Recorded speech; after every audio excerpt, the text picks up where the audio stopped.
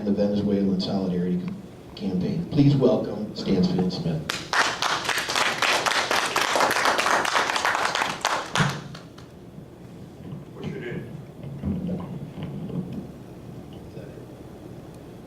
Thanks for having me here.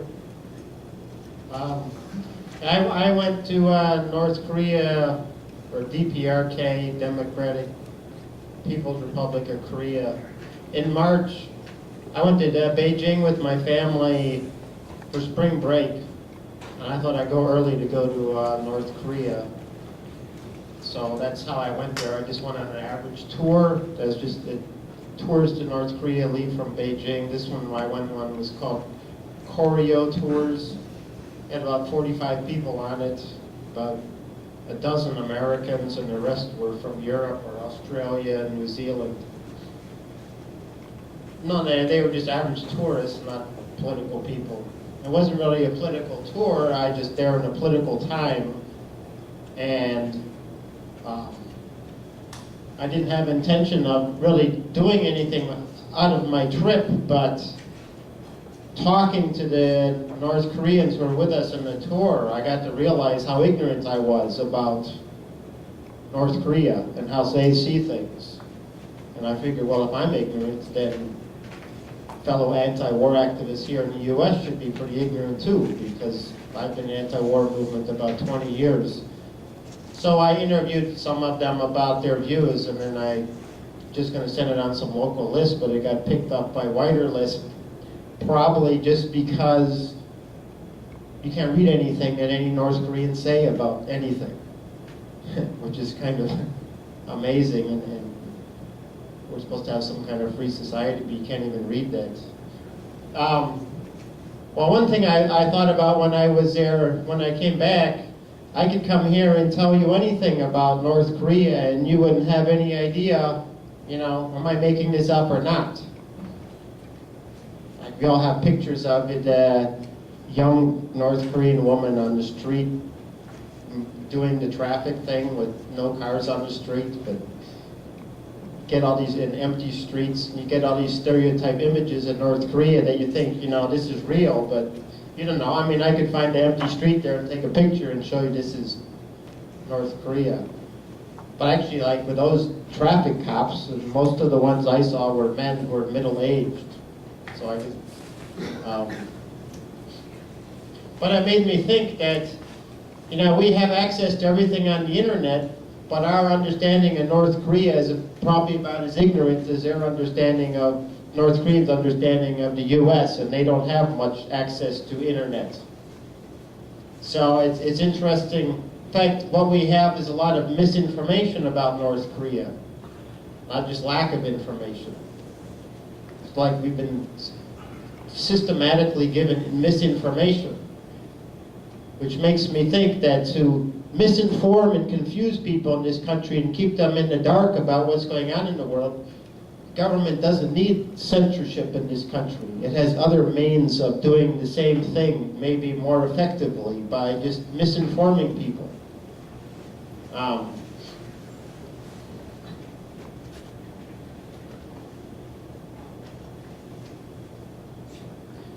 I think what the most important thing I got about being in North Korea is probably that you heard about when Kim Jong-il, when Dennis Rodman went there, and he told Dennis Rodman to tell Obama that he said, let's talk, we don't want war, which just listen to that statement, it's like, well, that's a normal, intelligent, rational, humane thing anybody would want. Let's talk and not have a war. But I remember how it was painted here. That happened before I went there. That it was like these two crazy people got together and they came up with this crazy thing when they came back and Rodman got on the air. But you think about it, remember the first time I said it, you know, people laughed about what Rodman had to tell Obama. But what is really crazy about saying we don't want war, let's talk? But in this country, I mean, that's made into being something crazy, that he came back and that's what he said. You know, it was just ridiculed. And Obama, who won the Nobel Peace Prize, he refused to accept that message that Rodman brought back from North Korea, and he escalated these war maneuvers that they call war games. And these war maneuvers started in March and they continued into April. These war maneuvers were designed to intimidate North Korea. They've been going on for over 20 years, but this year they went on for over, I think, 2 months.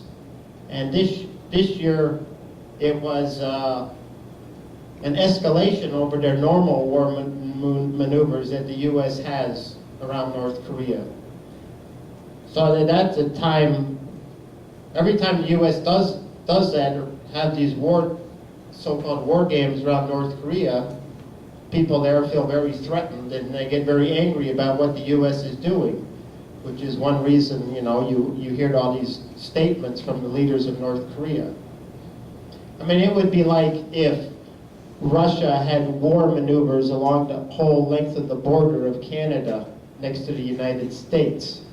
What would the people in this country be doing and thinking if that was happening? People would be outraged. And the U.S. would probably be making threatening statements to Russia that, we're going to turn Ottawa and Moscow into a sea of fire if you keep on with these war maneuvers, which when North Korea says that, then the U.S. tries to make them out as being like making war threats against the poor innocent U.S. who's like, what are we doing to cause this problem? But this year the war maneuvers were even worse than they were previous years, because previous years these maneuvers that the U.S. did with the South Korean army was to prepare for and combat an invasion of North Korea, of South Korea. But this year they were preemptive strike war maneuvers on North Korea. Explicitly designed and stated to be that these are preemptive strike war maneuvers on North Korea. And they were explicitly stated that these would be preemptive war strikes using nuclear weapons. It's, I don't know how much of that is picked up now. I can't remember how much of that was picked up by us reading about the news about what was going on with North Korea. Plus, these were nuclear weapons using stealth aircraft that the North Korean military could not pick up. So this was a way. Every time there's a government that the U.S. doesn't like and there's a change in the government, the U.S. often puts a whole bunch of pressure on that government when they're changing to see if they're going to split or make some division in that government. They tried to do these type of things in Venezuela right after the election, and now the new leader in North Korea, they put on a lot of pressure on him to see, well, what's this young guy going to do when we make these real serious threats against their country? And part of these war maneuvers that the U.S. had was to introduce a lot more U.S. troops and new U.S. missile systems into East Asia, right next to China. And they can say, well, no, this is not directed against China. We're just trying to protect South Korea against North Korea. But really, this is a way to escalate military tensions with China. And it was also at the time, if you remember, it was a way to divert people's attention from Obama cutting Social Security, which was happening in March. He didn't want people to start complaining about that, but say, look, oh, North Korea is going to nuke us. Worry about that. And I guess, did an effective job of doing that. There weren't any protests about cutting the Social Security.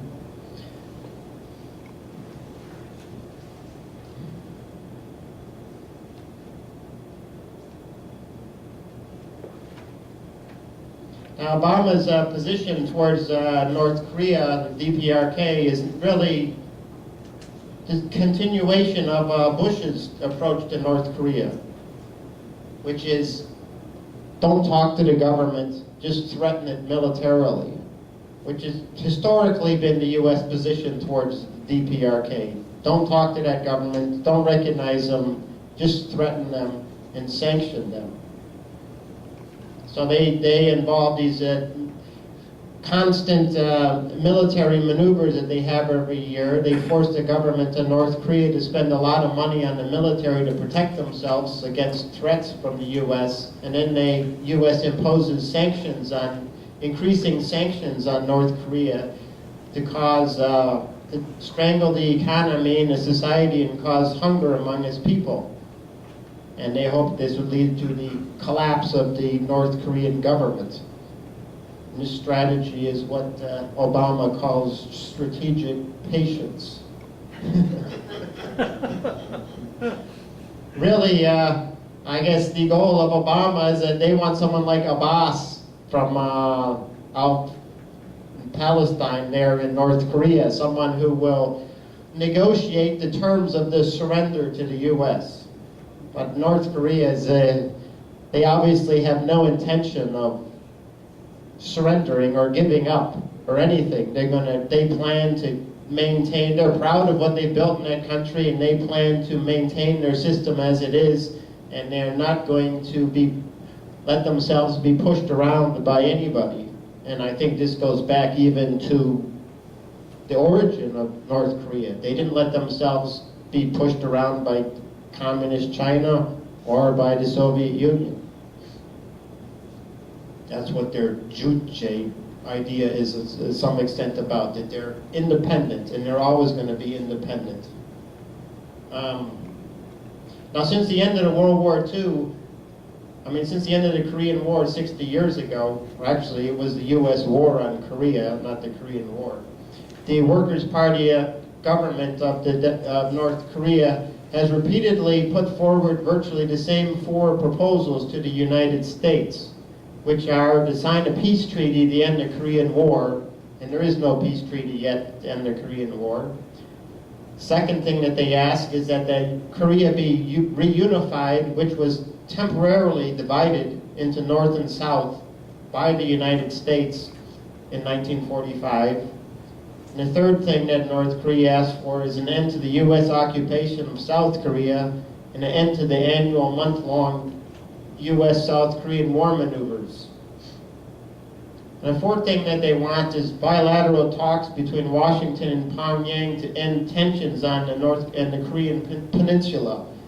And also traditionally it had been that it remove all nuclear weapons from the Korean Peninsula. Now, but the U.S. and the South Korean government have rejected each proposal over the years. And as a consequence, the peninsula has been remained in a state of semi-war and militarization since the 1950s. Now, you will not hear in the corporate media in the United States that North Korea has asked the United States for a peace treaty more than 100 times. That North Korea has actively seeks peace does not jive with what we're supposed to believe here about North Korea, that it's a warlike government and we are some kind of neutral party trying to control them. Now, before I went there, I was reading some books. I think this is, if you want to read a good short book about North Korea, it's Bruce Cummings' book, and North Korea, Another Country, which is you can check it out from this library. I just got it off the shelf. He's kind of a liberal professor. He's at University of Chicago. I don't really agree with everything he writes, but he's an honest reporter of the North Korean point of view and describes what really happened in the Korean War and U.S. treatment of North Korea and why North Korea would be so angry at the U.S. In the second page of this book, he says that North Korea is a garrison state. He says, why is it a garrison state? Primarily because of the Holocaust that the North experienced during the Korean War. Now, it is a militarized state. When I was there, I saw a lot of soldiers. They were everywhere. And I even had the opportunity to talk to one when I was at the border at Panmunjom. To a translator, he came up and talked to me when he found out I was an American involved in the anti-war movement. He wanted to know my opinions and opinions of Americans about North Korea. But the reason that North Korea is a militarized state is a result of the U.S. war on the Korea. There's been no peace treaty, as I said, only an armistice. And the armistice is between the U.S. and the DPRK. There is no armistice between South Korea and North Korea. This war, the Korean War, was a U.S. defeat. It was right after the U.S. had defeated both, well, Japanese and the Germans in World War II. It was really Soviet Union defeated the Germans. But right after that, they lost this war in Korea to the Koreans and the Chinese who were volunteered to fight in the war. It was the first defeat that U.S. imperialism has ever suffered. Today, 29,000 U.S. troops remain in South Korea. But even though North Korea is a garrison state, or it's called that here, it seems a little hypocrisy to say, I mean, the U.S. is a militarized state. We're a country that's permanently at war. North Korea is not doing that. The one country in the world that's permanently at war is almost as policy as the United States. And we spend more money on the military than all the other countries in the world combined. So if there is one militarized state in the world, it's the United States. But to go back to the conflict between the North and the South Korea now and the U.S., we have to go back to understand what happened in the Korean War and how it came about and what happened in it. It's like if you want to understand the Israeli-Palestinian conflict, you have to go back to the Nakba when the Palestinians were driven off their land. If you don't go back to 1948 when that happened, you can't really understand what the cause of the problem is now and how to solve it. So up to 1945, from 1910 to 1945, Korea was occupied by Japan, which was a rather brutal occupation. You might have heard the Japanese had 200,000 so-called comfort women. They forced 200,000 Korean women to be prostitutes for the Japanese army. They used hundreds of thousands of Koreans to be slaves in the Japanese industry. And many thousands of Koreans were killed in the bombing at Nagasaki and Hiroshima, who were in factories in those two cities. Japan, like has never apologized for what they've done. The U.S. divided Korea in 1945 when Dean Rusk sat down in an office in Washington and drew a line across a map and said, U.S. troops will be in this half and the Russian troops will be in the other half. And the U.S. sent 25,000 troops to support a military dictatorship in the South.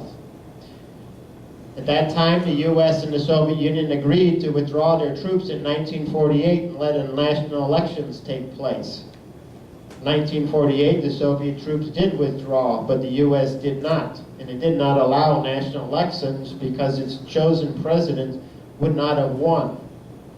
Be very similar to what happened in Vietnam when they promised the national elections and then the U.S. said, well, Ho Chi Minh's going to win, so we're not going to allow this to happen. Now, the central leaders of the South Korean government, as soon as the U.S. came in, all the police, the military, and the government officials that started running the South Korean government were just taken straight from the Koreans who were working from the Japanese administration. So it would be like, what's that, Vichy France, I guess, where they worked for the Nazis. It's just like taking that government and say, okay, now you're the government of the South. So they were obviously very hated ever since the beginning. The government and the police and the military in South Korea. It said in pre-1990 South Korea, up to 90% of the elite in that country had ties to the family that worked in the Japanese imperial administration, occupation of Korea. Now in the north, the leaders of the north, Kim Il-sung and so on, they had been fighting the Japanese since about 1931 in Manchuria, working with the Chinese communists, fighting the Japanese occupation of Manchuria and then in China. During that war in Manchuria, the Japanese killed 200,000 Korean guerrillas and communists. Almost all the leaders of North Korea after World War II, when they came to North Korea, almost every single one of them had members of their family who had been killed or tortured or starved to death by the Japanese in their fight against Japanese occupation of Korea.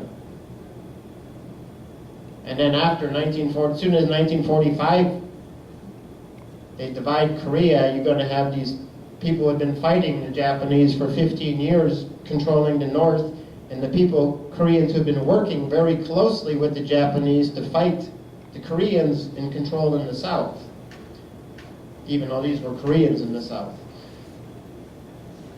Now, even before the Korean War broke out in June 1950, over 100,000 lives had been lost in being executed for protesting the government. There had been constant battles going on against the South Korean government between 1945 and 1950 to clean it of these Japanese puppets and to get a more representative government. Something Chomsky wrote, he said, described South Korea before the Korean War broke out. He said, when U.S. forces entered Korea in 1945, they dispersed the local popular government, consisting primarily of anti-fascists who resisted the Japanese, and inaugurated a brutal repression using Japanese fascist police and Koreans who had collaborated with them during the Japanese occupation. About 100,000 people were murdered in South Korea prior to what we call the Korean War, including 30 to 40,000 killed during the suppression of a peasant revolt in one small region, Jeju Island.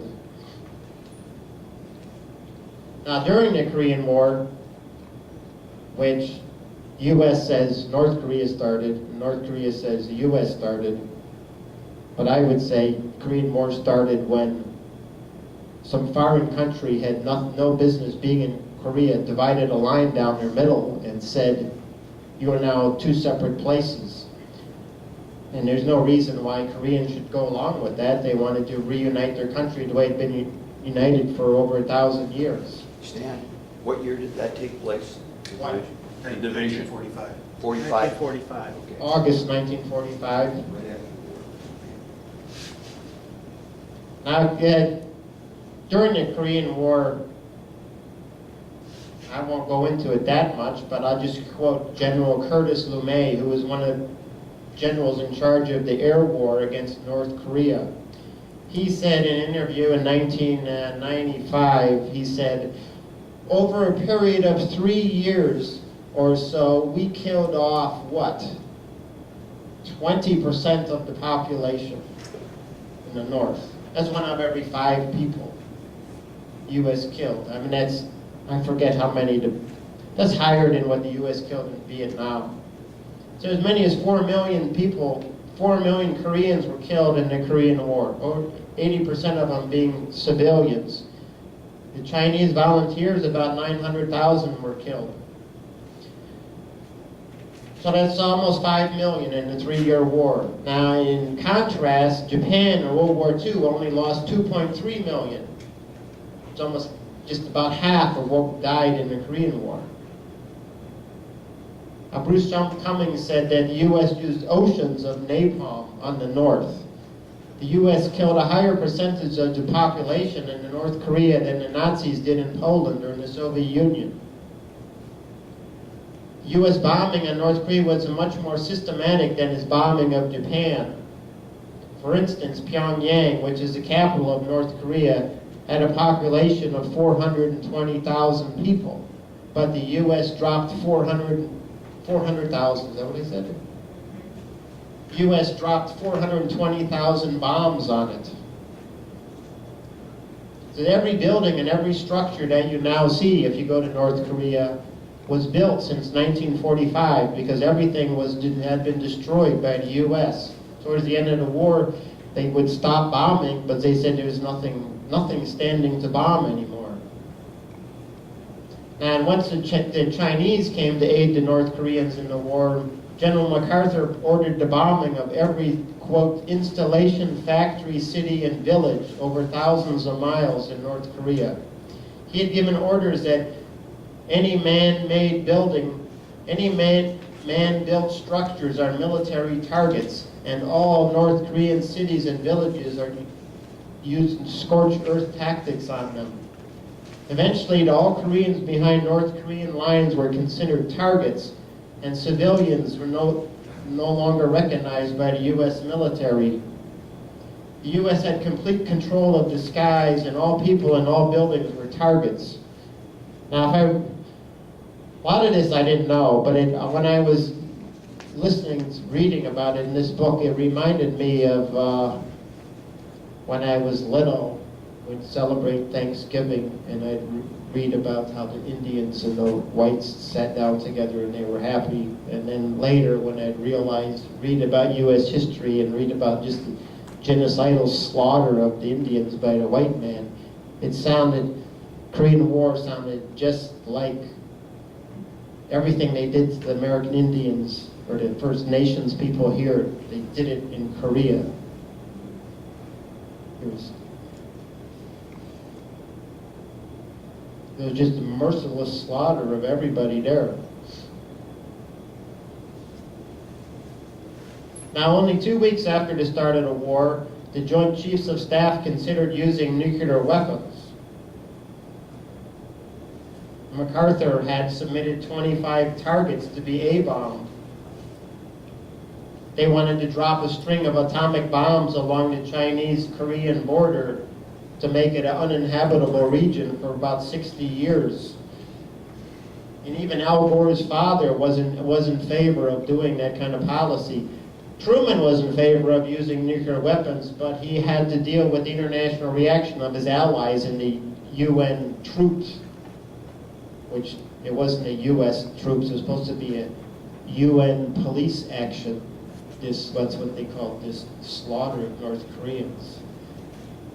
Now, one good thing I read about it gives the example of the kind of propaganda that we get about North Korea is that Humphrey Bogart narrated a film called The Crime of Korea, made in 1950. It showed layers of corpses stretched across a football field trenches, and he says, Taejon, men, women, and children murdered cold-bloodedly, deliberately butchered to spread terror by communist monsters and, quote, primitive North Koreans.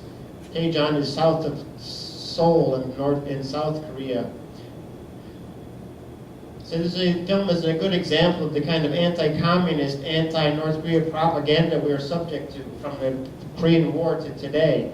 Because what actually happened is that the South Korean police in July 1950 removed 7,000 political prisoners, women and children from jails and massacred them and threw them in open pits, dumped earth on them. And American military stood by photographing the whole thing. And then they made a film of it and they blamed the whole slaughter on the North. And it had Humphrey Bogart narrate it. And this kind of propaganda that goes on against North Korea back then, it still continues today. They had these kind of, I've seen some pictures, I don't know, there was a Korea Truth Commission that was out some years ago exposing some of the crimes in Korea. And it was the slaughtering that the South Korean government and the U.S. troops did to civilians when they went into towns in the north or even in the south when political prisoners they had. It's just like watching the videos we'd see of the Nazis killing Jews where they make them, before they use gas chambers, they just built these big pits and made them go into them, then they just shoot them and throw dirt over them. U.S. was doing that 5 years later in Korea. Now after MacArthur got fired, he gave a report to Congress. He said, "The war in Korea has almost destroyed that nation. I've never seen such devastation. I've seen, I guess, as much blood and disaster as any living man, but it just curdled my stomach the last time I was there. After I looked at that wreckage and those thousands of women and children and everything, I vomited. And if you go on indefinitely, you are perpetuating a slaughter such as I've never heard of in the history of mankind." This was 1/4 of the way through the war, he said that. Now the armistice was signed in July 27th, 1953, which is almost the 60th anniversary to come up next month. The armistice called for all foreign troops to leave the peninsula in 3 months. The foreign troops there were the U.S. and the Chinese. The Chinese withdrew. The armistice also stipulated that a permanent peace treaty be hammered out in 3 months. But 60 years later, the U.S. still has 28,500 troops there and operates 40 military bases. The armistice had also called for national elections, but the U.S. would only allow they wanted the elections in the north to be under the control of the UN U.S. troops. So that didn't work, since people in the north weren't going to go along with that. In the U.S., the Korean War, the U.S. war in Korea is called the Forgotten War. But it might be better to call it the Hidden War, because the U.S. rulers don't want us to know about it. If we did know about it, we would know exactly why people in the North Korea are so angry about the U.S. war threats and how the U.S. government has dealt with North Korea. This war has not been forgotten by North Korea.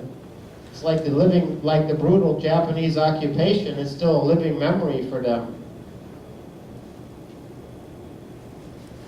We've seen things of protests about the Chinese who had been occupied, even today, the young people, against Japanese, which when the Japanese were in China, they said, when I went to a museum in Beijing about the occupation of China under Beijing, it said 35 million Chinese died from hunger or killing during the Japanese occupation, which the Japanese never apologized for either.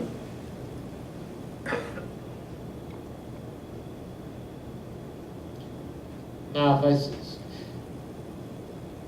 some of the gains of the people of North Korea have made, historically it was, Korea was a society with a small elite of landlords and a lot of peasants who were in semi-slave serf conditions.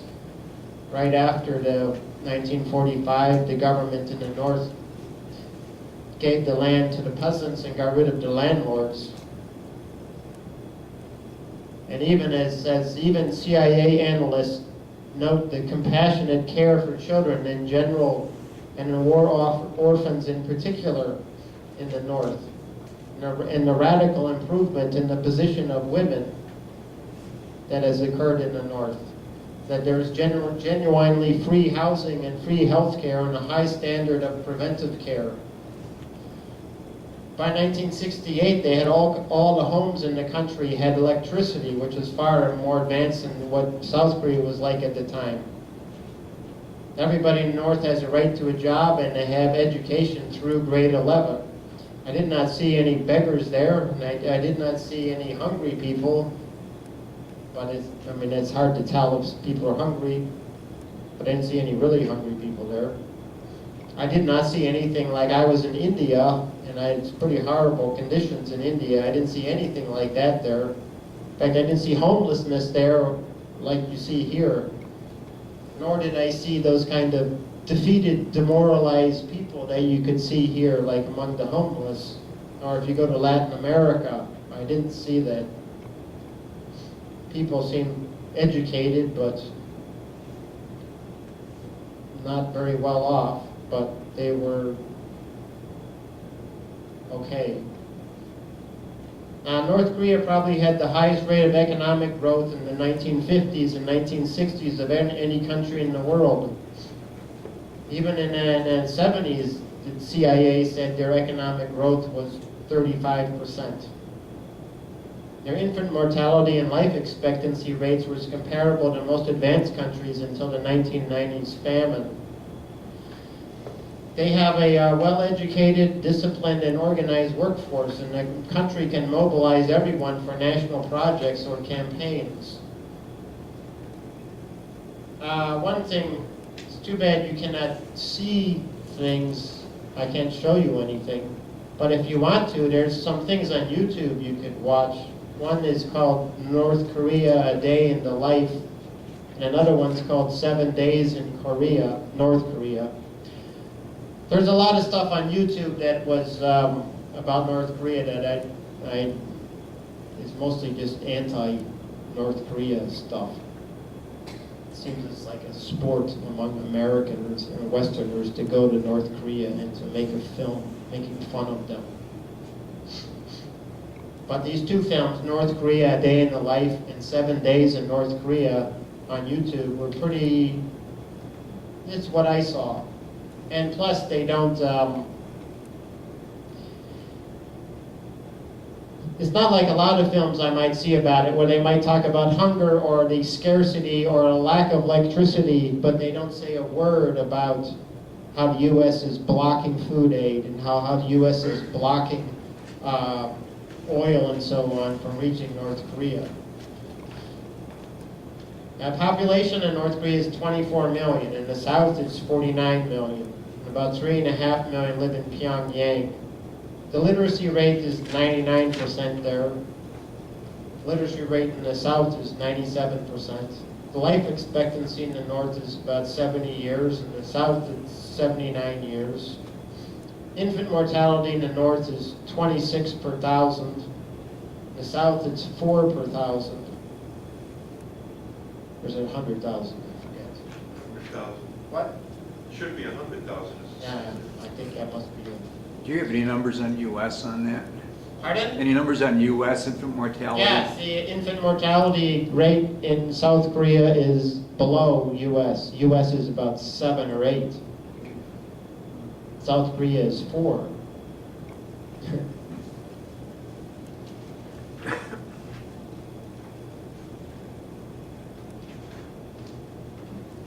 Now the U.S. is using food as a weapon against North Korea.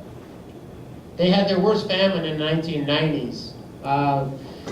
Their agriculture had historically been highly mechanized and used a lot of fertilizer, chemical fertilizers. And a lot of their machines and oil came from the Soviet Union. And then when the Soviet Union collapsed, there was no more oil and there was no more chemical fertilizer. It caused a disaster in the country. And then on top of that, in the mid-90s, North Korea suffered from pretty severe droughts and then floods. So they went from actually in the 80s and before they were a food exporter. And then it's ever since the collapse of the Soviet Union, I don't really think they've become self-sufficient in food. So the government admits that in the 1990s, 200,000 people starved to death during the famines. Christine Hong from the Korea Policy Institute, which is a very good website to learn about, get accurate information about North Korea. Korea Policy Institute says it lost between 600,000 and to 1 million people from famine. And I had read that during that time, the U.S. blocked some ships full of food aid from going there. They even had, well, I did read in book by Eberstadt called The End of North Korea, which was an anti-North Korea book. He admitted that in its worst phase, the famine only began to approach the level of infant mortality and deaths from malnutrition or starvation seen year in, year out in India. In India, you never hear about it.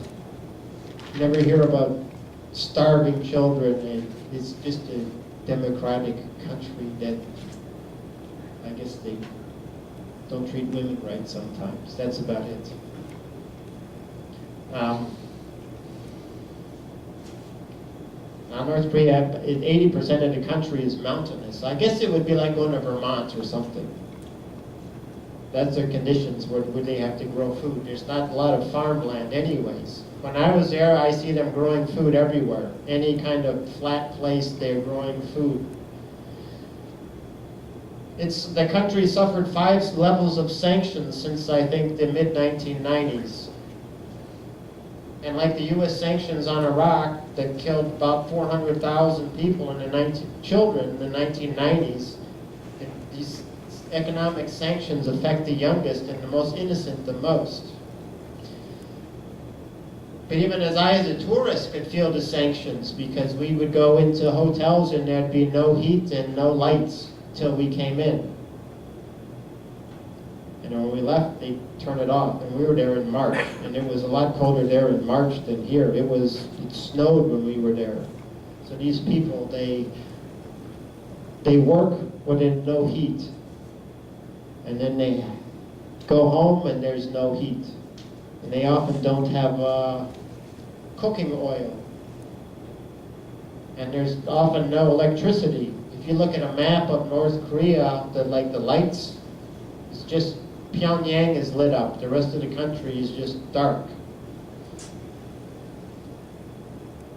And it was kind of ridiculous to be there reading about how the U.S. is saying that North Korea is going to launch a war when they can't even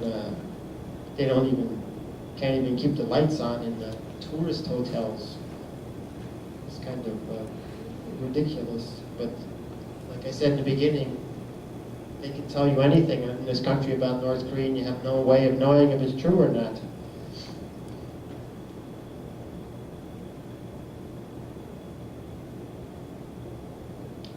Last year, there's been about, I think, since 1994 to now, I think there's been about 9 years where the U.S. has had blocked food aid. Other years, the U.S. had given food. But the last time, I can't really go through the whole history of it, it's too complicated. The last time it used food as a weapon, they were giving food aid, and then April last year, North Korea launched a satellite, a weather satellite. And then the U.S. said that this was some kind of military provocation, and the U.S. ended all its food aid and had the UN pass sanctions against North Korea to block them buying food and other things overseas. But this satellite that the North Korea launched was just one of the 75 satellites that different nations launched last year. And North Korea was the only country in the world that was singled out for condemnation. The U.S. launched 5 military satellites last year and 3 spy satellites. No one complained about the U.S., but when North Korea launched a weather satellite, then they got sanctioned by the United Nations.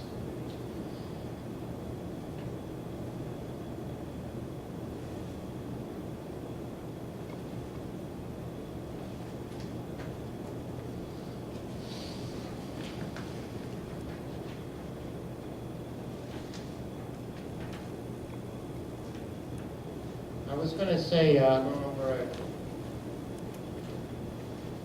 I think when I was there, I was told that there's been 9,000 satellites launched by different countries since World War II. And North Korea had launched, I forget, 3, 4, or 5 of those 9,000. And North Korea was the only country that was ever sanctioned by the UN for doing that. Or the US UN Security Council run by the US.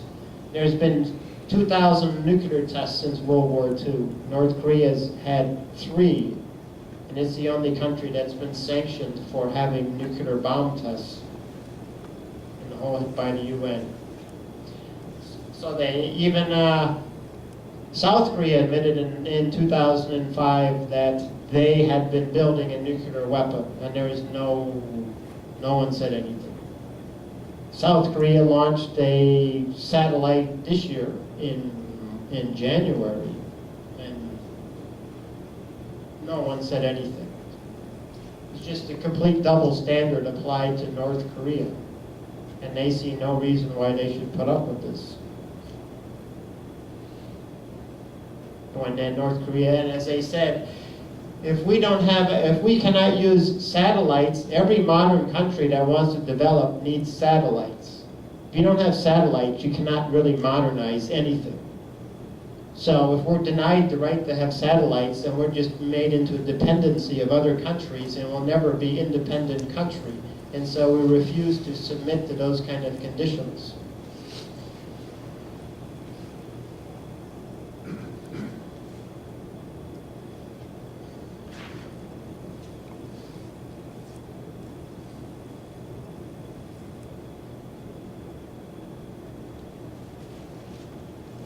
The U.S. policy towards North Korea is to keep a constant military tension in the peninsula, so the government there has to spend a lot of its money on this military to protect itself. And considering it when it went through in the Korean War, where 4 million people got killed in all of Korea, North Korea at the time of the North Korean War had 9 million. That they need to spend a lot of money on their military, so there's no new Korean War, which would be another slaughter. Even the U.S. said that if a new Korean War broke out, 1 million people would get killed around Seoul in the first day.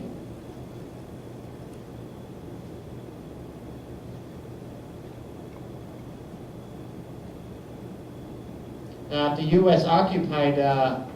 went to war and occupied North Korea, the entire Korean peninsula would be an extension of U.S. power right up to the border of China and Russia. And that's the ultimate motivation for the U.S. policy in Korea ever since the Korean War started. In 1950, they went up to, remember the Yalu? MacArthur went up there, I think. He was still in charge. And the Chinese said, well, if you come across this line, we're going to respond. Because the Chinese just had their revolution when in October 1949, and this was July 1950. And the Kuomintang troops had just gone to Taiwan. If the U.S. went up to the border with China, they would have immediately introduced all these Chinese Kuomintang Chiang Kai-shek troops on the border of China and reinitiated civil war in China. So to make sure that that did not happen, China's volunteers attacked the U.S. troops and drove them back down to the border, the 48th parallel, 38th parallel.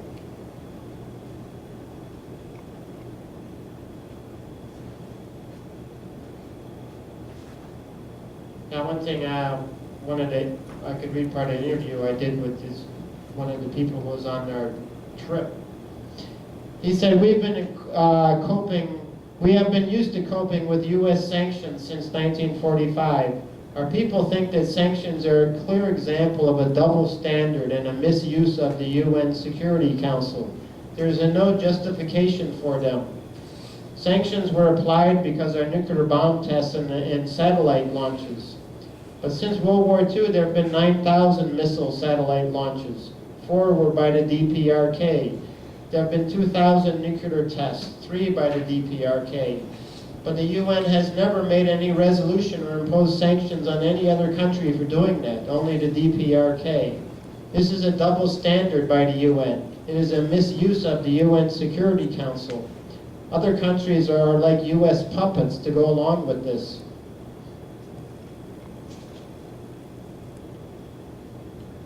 Now, one thing I noticed there about just the way the people were was here we're brought up to be individuals. We do everything as individual. It's all individual. There, everything is done as a communally, as a group. You're always part of a group in whatever part of the life you're in. As a student or as a high schooler or outside of school or in college, or at work, you're always part of a work group or a unit. So it's always the importance of the group that you're with.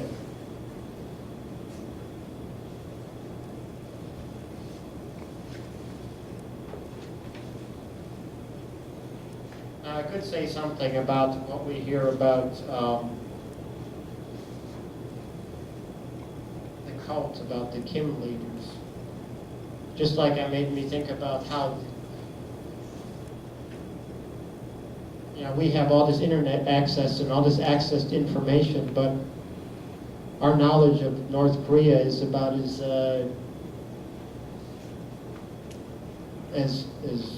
bad as their knowledge of us when they don't have all this access. Now, we did go to the Kim memorials where they, you know, where they're buried, and we did see them. Their whatever it's called. Where they're Mausoleum. And I did notice that people were all very dressed up, and then some women were crying when they were walking through it. So there is a fair amount. I could see real respect they had for the Kim family.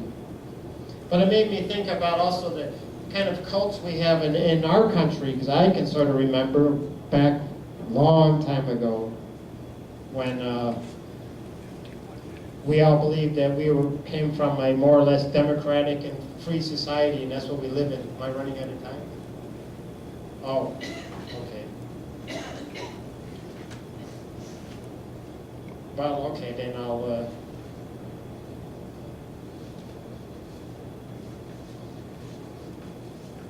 I can maybe do that question and answer.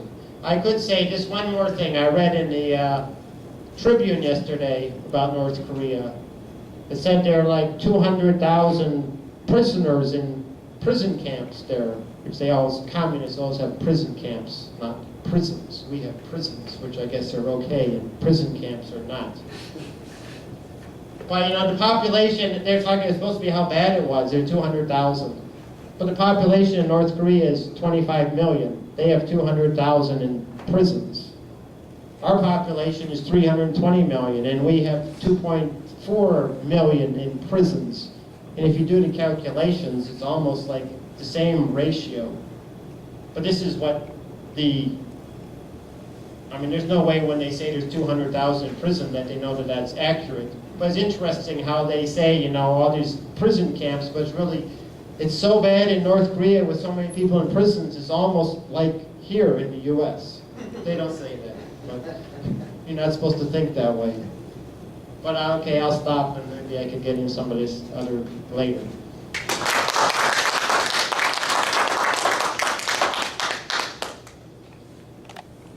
Well, I think I'll be the first one to address the question. Actually, a couple comments.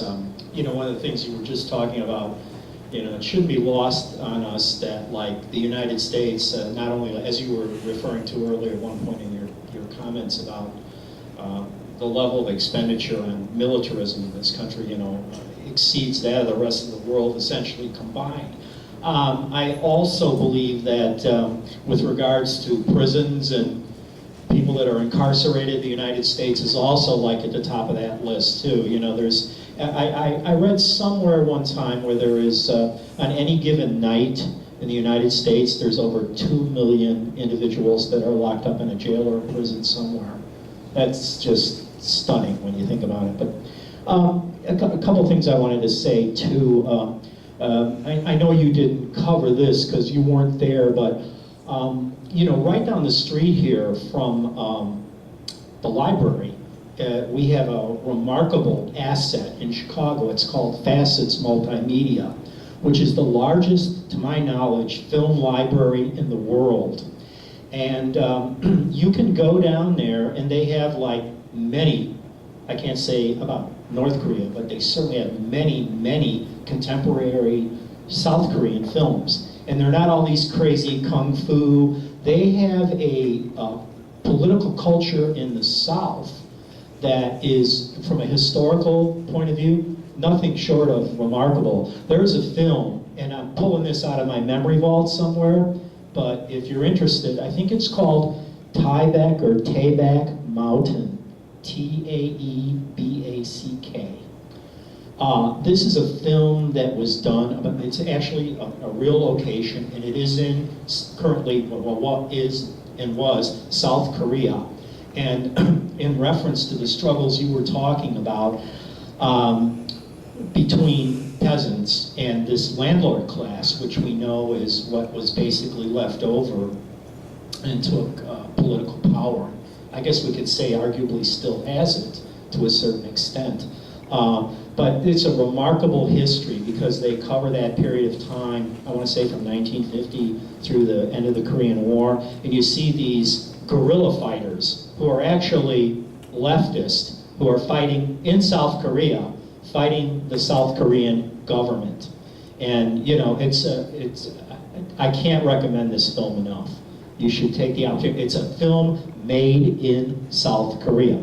Like I say, there are filmmakers in South Korea that are highly critical of their own government. I mean, it's nothing short of, we have nothing to compare this to, quite literally. I have a question here too. I'm gonna make one more comment, and then I don't want to sit here and gorilla this mic, but do you have any information regarding like, and again, I know you weren't in South Korea, but with regards to like the labor movement there, because that's always been a question in my mind. I know that historically there was a level of militancy there, which I believe the United States, along with its, political whatever underlings, have worked to quash. But I don't know if you have any information on that. If you did, I'd like you perhaps to share that with us. And one other thing I was going to touch upon, and I think this might be worth our consideration here today, is with regards, and you can speak to this, and you did somewhat, kind of the way the anti-war movement in the United States has always sort of treated this question, i.e. Korean War. It's like it's not even really spoke of. I mean, there's almost as many deaths as far as, I mean, just from the standpoint of the United States as in Vietnam, but the numbers that, as you alluded to, the deaths in North Korea, and I think in Korea in general during the Korean War, are just astronomical. I mean, they're not, you can't even get your head around it. It's like a history that has been not told us. It's been suppressed, if you will. You did make the point about how, in fact, a larger percentage of the population, and that's correct as far as I know, of Koreans actually died at our hands than the Nazis killed in Poland and or the Soviet Union. The last time I heard it was 27 million dead in the old Soviet Union in the Second World War. But the point I was trying to make about all of this is we've so vilified North Korea. We treat them like a bunch of madmen, lunatics, whatever, that even the so-called left doesn't want to touch this question. And maybe you can speak to that, and I'll let it go right there. So. Well, yeah, I think for the U.S. rulers to wage a war, they just can't go out and wage a war. They have to neutralize or get the support of American liberals and leftists to go along with it.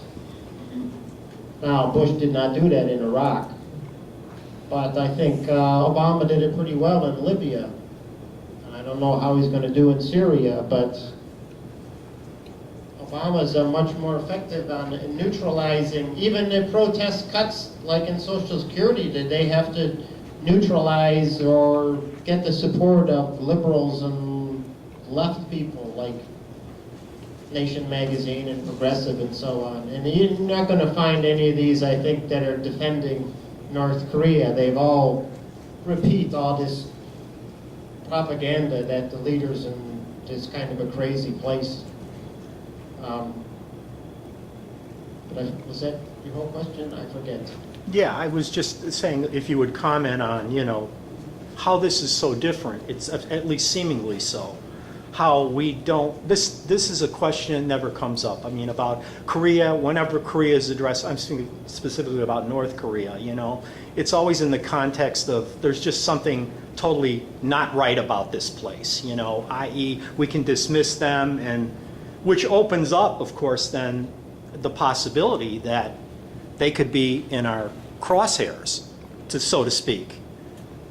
Yeah, I think the U.S. has been very effective in getting out their propaganda about North Korea. I mean, it's called a police state, but here, now we have a guy who's has to flee for his freedom and his life from the United States and go hide in communist China. So what's that telling us about what kind of country we're living in nowadays? And then when the NSA can listen to all our phone calls and our emails and even listen, when your phone is off, listen to what you're saying. But still, people say, well, North Korea is a police state, and we're not in a police state. It's rather, I think, unfortunate that a lot of people on the left do not stand up for North Korea. I mean, all they want is a peace treaty. I mean, you don't have to be, we can't have a peace treaty because you're too crazy. Just, what's wrong with having a peace treaty? And it's rather unfortunate, I think. Most wars we've had that I've been happened during my lifetime, there's always been a protest movement about it. But in the Korean War, I mean, where were the American people? Where were all the peace activists? And if it's going to happen again, where are they? They're absent. It's kind of shameful. Thanks, Stan. I've known Stan a long time. Our paths have crossed several times during anti-war movements or whatever, and the government will provide us with plenty of wars, so I assume our paths are going to cross again. Anyway, when I was in the Air Force in the 1960s, I actually worked for NSA. I was a Russian linguist and information analyst, and I had North Korea as my case for a short time. And everything you said, as far as I know, is very accurate. I do believe there was an agreement at Tehran or Yalta, or one of those, that the U.S. and Russia would disarm Korea, and because they thought the Japanese would fight so viciously, the U.S. didn't want to take a lot of casualties. So for a long time, they're trying to figure out, well, where do we divide Korea?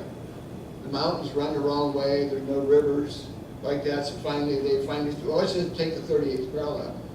So families were divided if they just happened to be along the parallel. And so that's what they ended up doing. And as Bruce Cummings, I think he's very good on this subject, he said the U.S., they're supposed to divide them, disarm the Japanese, then let them have their elections. They can go on their way. And as you said, the U.S. took the Japanese collaborators, put them in power, and then said they would keep the boundary the way it was. That's not a natural boundary at all. And so that's why North Korea and South Korea are the way they are. We did the same thing in Vietnam, and we just never seemed to learn. What I was wondering was, Kim Il-sung tied down a whole lot of Japanese troops, as did Ho Chi Minh. How many of those troops would have been available to fight Americans if they hadn't been tied down in those places? How many hundreds of Americans, thousands of Americans would have died without Kim Il-sung and Ho Chi Minh? We didn't show any gratitude to them. I think we owe them big for that. But I think you're right. If they had had elections, Kim Il-sung would have won in Korea, and Ho Chi Minh would have won in Vietnam. And we didn't want communism to take hold anywhere. So we did everything we could to stop it. What I read was there was one building that survived the bombing in Pyongyang.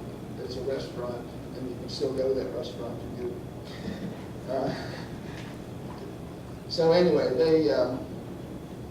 but yeah, I think they're very industrious people, and if they just had a break, if they didn't have the sanctions and everything against them, they could add a lot. And we're just trying to make them into a boogeyman, as we do to Cuba. We just randomly select somebody to do that. But anyway, thanks for adding all this new information. After the 60s, I didn't know much about it, and really appreciate you doing this thing. Thanks.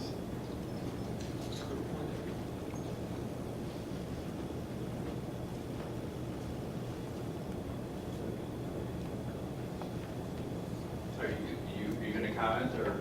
No. No, okay, all right. I just want, you mentioned the United States police, well, the Korean police state and the controlled, closed society and open discussion. And I read an article maybe somewhere around June 10th about an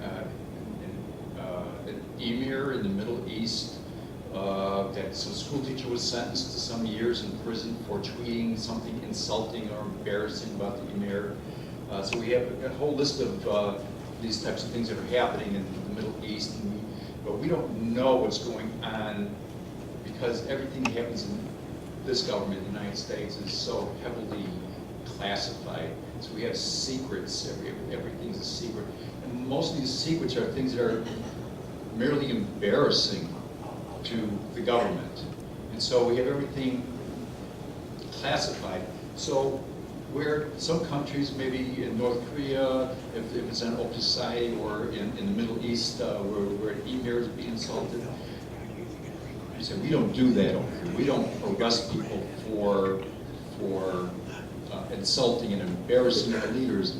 On the other hand, we classify everything as embarrassing. So if it's released, we've released the secret. And so technically we're not doing it for embarrassing, people are going to jail for releasing classified information. So we can say anything we want to, but we can't know anything.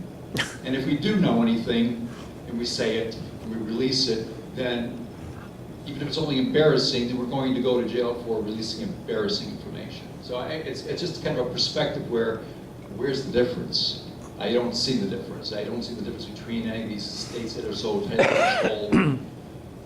And on the other point is the Oliver Stone and Kuznets' book, Untold History of the United States, goes into a lot about the war in Korea.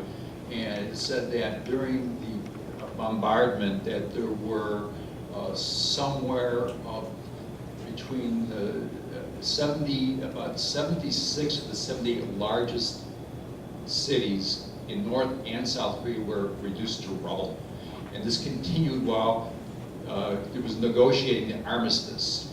There was no pause even for bombing. So we have a pretty bad reputation over there. When people see, these things come to mind. When you have airplanes flying over, you think at any time it could start. And I don't know about you, but I remember being terrified when I was in grade school that there was going to be, we had to get underneath our desks because there were going to be atomic bomb attacks, and well, they really lived through that.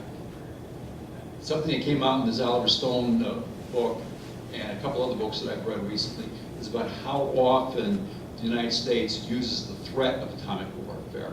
In fact, tactical nuclear weapons were suggested in the invasion of Iraq because they thought that there were maybe some buried weapon centers or development centers, and we have to use atomic weapons to blast through.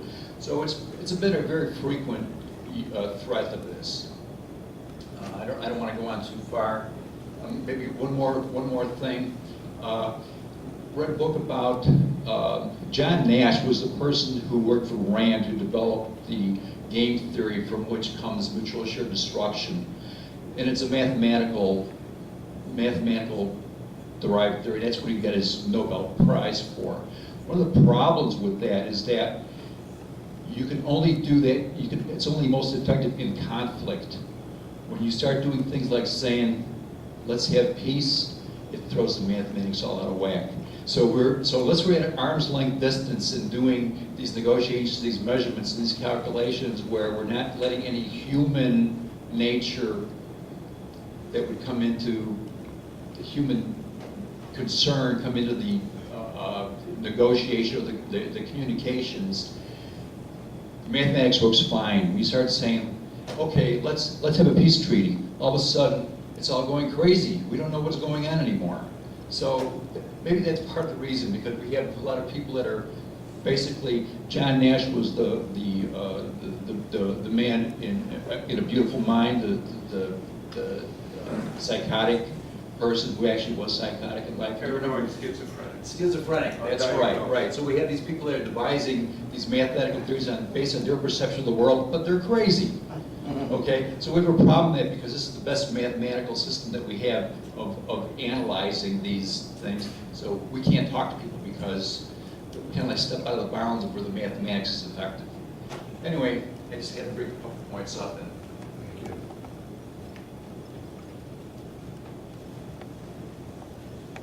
Hi, thanks for your talk, Stan. You talked about the U.S. perception of North Korea as a police state. Well, my memory is, I said North Korea, right? My memory is that South Korea was a police state for years and years and years. I mean, like a couple decades. And it was only like, 10, 15 years ago that there was a change in government, and now it's not quite the police state it used to be. And I remember, I think it was here that I learned that they used to call elections under the police state. In South Korea, they called those flashlight nights, because they'd have an election, and when it came time to count the ballots, there'd be a power failure, like everywhere. And they had to count all the ballots by flashlight. And then by morning, the power would be back on, and they'd get back on the radio and say who won. So, The light would only shine on certain ballots. exactly, yeah, right. It was, well, anyways. So there's I mean, where I work, there's, I can't go into it, but there's just this unbelievable perception. They like to call, during the Cold War, they like to talk about the Russian occupation of Poland. And, nobody talks about the American occupation of South Korea, where they had those flashlight nights and where we had 25,000 troops there, and we still do. I read an article recently, and I'm sort of remiss that I didn't look up who it was by or where I read it recently online. But it was it wasn't any kind of raving left analysis. It was just somebody recapping the last 15 years of U.S.-Korean relations. And he pointed out that every time the United States was conciliatory, that the Koreans responded with conciliation. Every time the United States was bellicose, which is most of the time, the Koreans responded with something a lot less friendly. And I remember in specific, there was that great deal. You'll have to remind me when it happened. I think it was the end of the Clinton administration, or the beginning of the Bush administration. There was that huge deal worked out that North Korea was going to end its nuclear program in exchange for $5 billion in food aid. And I read all the time in New York Times and what Hitchens used to like to call the bourgeois press, about how Korea reneged on that offer, reneged on that deal, that treaty.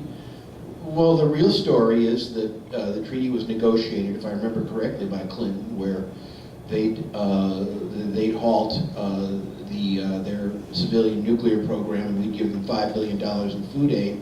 And Clinton signed the treaty, and then the Congress never voted the money for that food aid. But in the American press, it says, well, they reneged on that treaty. They didn't get rid of their nuclear program like they said they would. Well, when you abandon cause and effect, I suppose any explanation will do. Another one of my aphorisms. So I just wondered if you wanted to comment on that. And I thank you again for your talk, Stan. Thanks. Well, I did have a part on South Korea, but I cut it. I guess I should have cut more.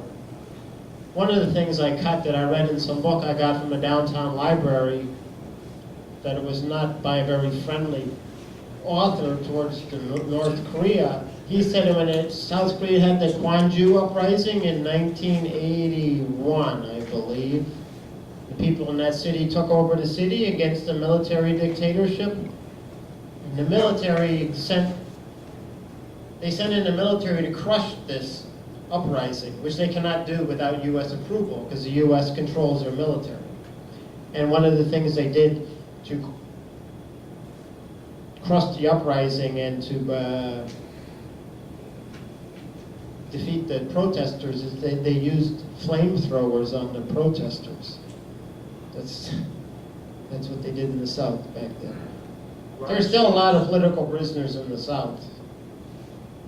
And I'd also read Clinton made some deal with North Korea, I think in 1984, that if they stop their nuclear plant, they'll give them all this different things. So North Korea did, and then the U.S. was supposed to build them something, and they never did. And they came out later that, well, the U.S. thought in 1994 that North Korea was going to collapse, so you could promise them anything. You didn't have to worry about fulfilling your promise because they weren't going to be there.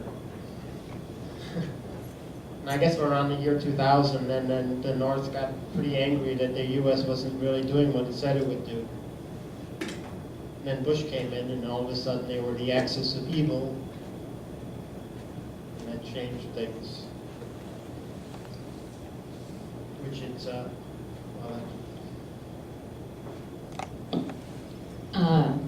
Stan, I really want to thank you for coming back and working at educating all of us in the ways that, you know, in making these presentations to different groups.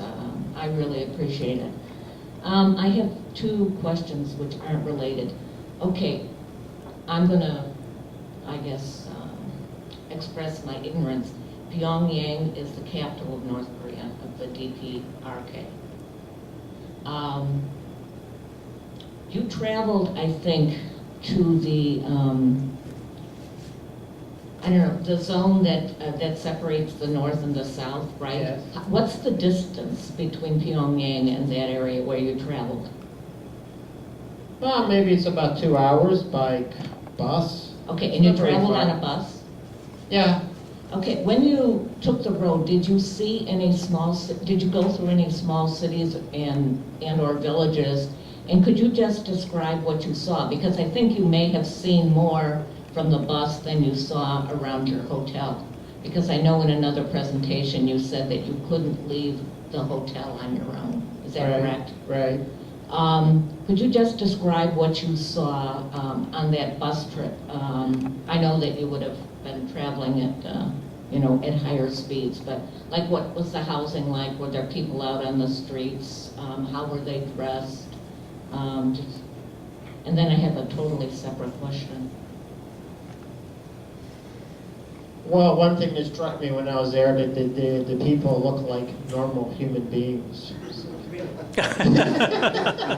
Which is like, They didn't have two heads. maybe they, even though I know they have Three to be, it's eyes. like so much stuff I hear in this country, I was a little surprised. They didn't have horns. They're like friendly, and I didn't see anybody who was overweight. What A lot about of the countryside we went through, there was farms, collective farms.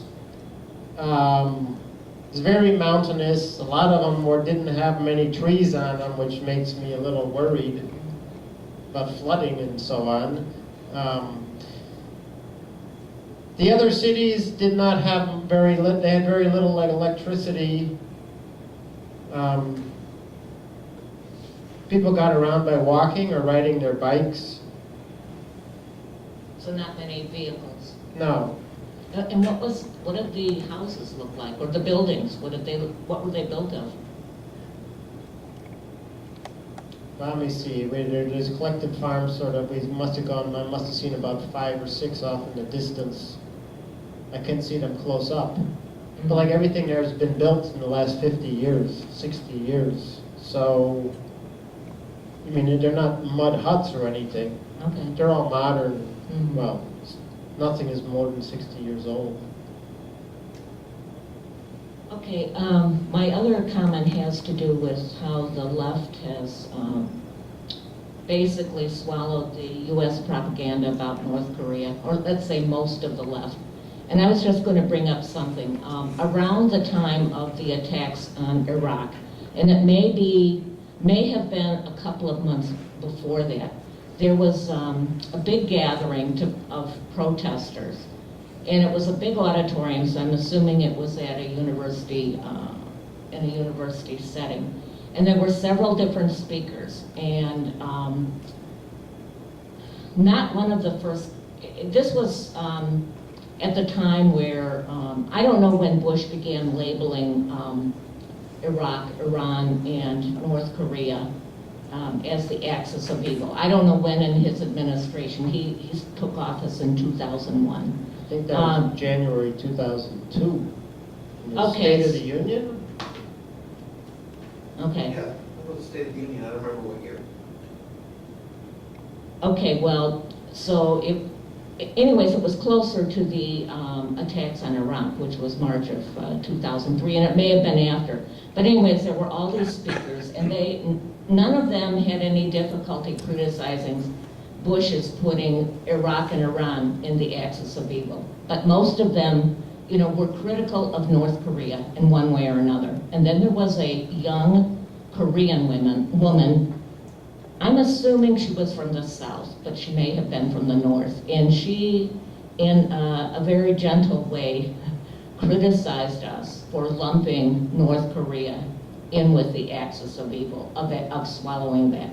And I hadn't really remembered it until very recently, actually maybe after your first speech, of how we as an audience and as the speakers, who were, you know, generally people who were known, had swallowed it. So I just want to remind people of that event. Yeah, one thing I liked about listening to some interviews with people on that Korea Policy Institute, which is their homepage, they have some interviews on, you can listen to them. They're professors, I guess it must be Korean, at Santa Cruz, I think. And they're very, they don't repeat any of this anti-North Korean propaganda. You know, one of them asked them, what about human rights abuse in North Korea? And she said, yeah, there's human rights abuse in North Korea. They don't get enough food. They don't get enough heating oil. They don't get all these things because of the sanctions and the blockade. That's the human rights abuse going on there that I know about, that we all know about, and that we can do something about because it's our government doing it. So don't complain about what she didn't say. I'm going on with what she said. But don't point your finger at them. Like, look what the U.S. is doing to them to abuse their human rights. And who's the abuser? And who's the abuser? And this person is not some kind of leftist. This is kind of, well, what can I say about leftists? Leftists don't seem to be left. They just seem to be like balloons floating in the air. I mean, if they can't oppose the war in Syria or Libya, like, well, if you can't oppose U.S. intervention, then how justify it using Marxism? Well, sort of like Kautsky, they used Kautsky to attack the Russian Revolution. What's the name of the institute you said? Korea Policy Institute. And it's at, there are two universities in Santa Cruz. I think there's the University of California. Well, I don't think it's I don't know if it's connected with a university, but it's just called Korea Policy Institute. It's like you can read about North Korea and it's like, wow, there's none of the standard, like, if I say something good about it, then I have to say, you know, the leader's crazy, or else no one's going to take me seriously. You know, like, we sort of feel pressured to do that in this country. If you're going to defend, be opposed to the war in Iraq, then you got to say something bad about Saddam Hussein, or else no one's going to take you seriously. Remember those days? Yes. Well, that was my point entirely when I began this thing. You know, it's strange, and I'm looking around the room here, and I have to say, you know, I find it somewhat off-putting how small our audience is here today. And really, this is what's happening here in this part of the world is really important. And people that call themselves leftist are, yeah, I don't know anymore. To be quite honest with you. I mean, the left is the right, up is down, and down is up. It's Orwellian almost, you know. Enough of that. I do want to thank you for, you know, coming forward with this. This was an interesting get-together here. This is going to be the last comment. So I wonder if you could, you just alluded to it very briefly, but this curious social, this Juche thing. Can you speak to that a little bit? Like, because it is different, isn't it? Not, I mean, as far as their culture goes and how it's constructed, and maybe you can speak to that, because I don't know much about it, but I'll let it go at that. Well, I don't know much about it either, but I imagine that they were stuck right between the Soviet Union and China. And the Soviet Union and China were like arch enemies. It's like, well, what are they going to do? They got to survive, they got to say, we're independent of both of you. And our Communist Party is not aligning with either one.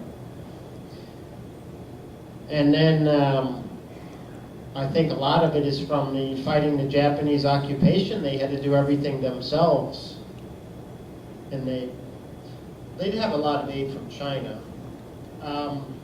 But I noticed when I was there, a lot of the stuff they produced, like their clothes, were made from Korean stuff. They didn't have the natural stuff there to build. They just made artificial ones.